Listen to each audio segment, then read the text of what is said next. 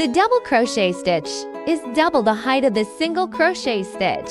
Even though it sounds like more work, it just involves a few more yarn overs and pulling through loops. A crochet piece that works up more quickly than doing pure single crochet stitches.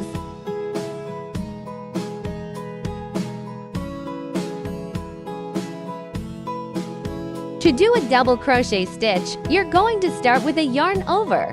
Then insert the hook under the top loops of the next stitch. Yarn over. Pull the yarn through the stitches to draw up a loop. There should be 3 loops on the hook.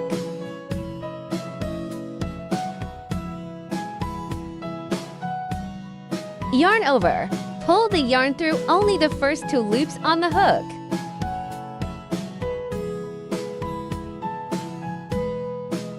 There should be 2 loops left on the hook.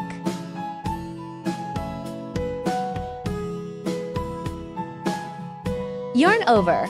Pull the yarn through both loops on the hook. There should be 1 loop left on the hook. 1 double stitch made.